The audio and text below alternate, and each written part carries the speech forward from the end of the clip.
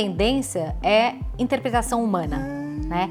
Então, é intuição humana, é interpretação humana. Então, a gente olha para esses sinais emergentes, para esses padrões de repetição que acontecem no mundo em várias áreas e a gente dá um nome para isso, interpreta sociologicamente esses comportamentos. Existe o estereótipo do pesquisador de tendências que a gente vai para a rua, fica caçando o que é cool, o que é diferente. Na verdade, o trabalho, ele basicamente é de muita pesquisa, é um trabalho que você tem que ter muita consistência de pesquisa e entender esses movimentos e mapear esses movimentos depois, entender se aquilo está crescendo ou não. Mas em algum momento, acho que o marketing tradicional, as técnicas de pesquisa clássicas de mercado, não davam mais conta de entender quem era o ser humano, quem era o consumidor. Começou a crescer então essa vontade de prever o comportamento através de técnicas que dessem conta de algo que muitas vezes não tinha sido ainda explícito pelas pessoas, verbalmente.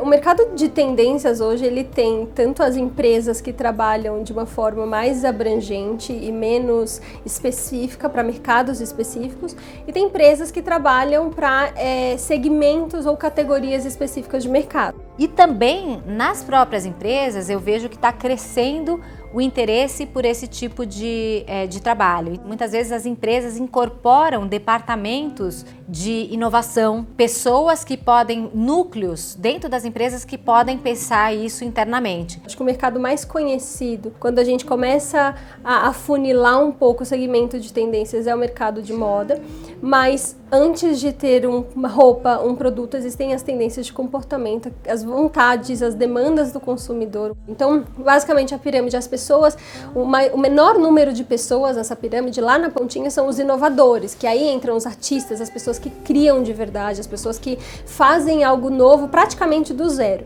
Depois dessa pontinha da pirâmide, que é mais ou menos 2,5% da população, a gente desce o próximo degrau para os early adopters, que são as pessoas que adotam determinada tendência com antecedência, com antecipação.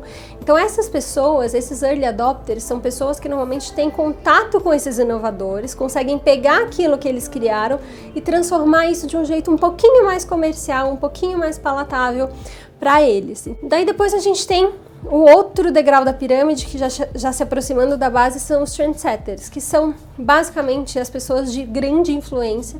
Então, pessoas da mídia, blogueiras, celebridades, artistas. Então, hoje a gente tem várias pessoas que às vezes não se encaixam em nenhum dessas profissões, que são pessoas importantes no processo de difusão de uma tendência. E aí, por fim, a gente tem a base da pirâmide, a maior parte dela é o público de massa mesmo.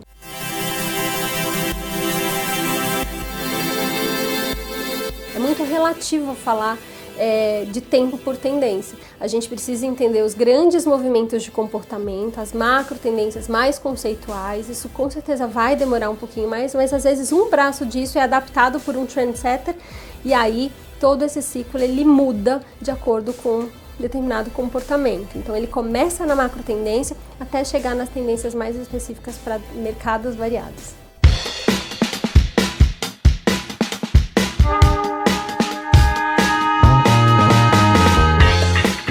O Brasil é um grande produtor de comportamentos e comportamentos que vêm de baixo para cima, comportamentos muitas vezes que vêm da favela, da música, do grafite, de movimentos urbanos. Quando você vai fazer, por exemplo, um trabalho para uma empresa, quando você vai entender e criar uma estratégia a partir de uma tendência, você tem que entender como essa tendência está hoje.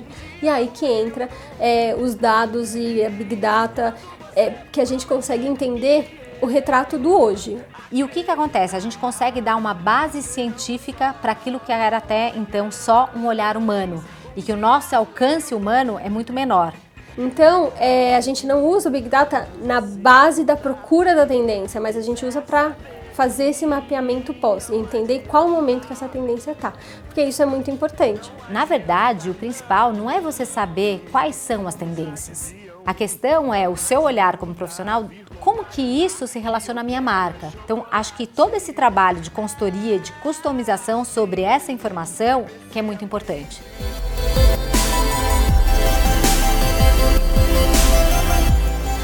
muita gente pergunta pra gente, e aí, se você fez uma previsão e aquilo não aconteceu?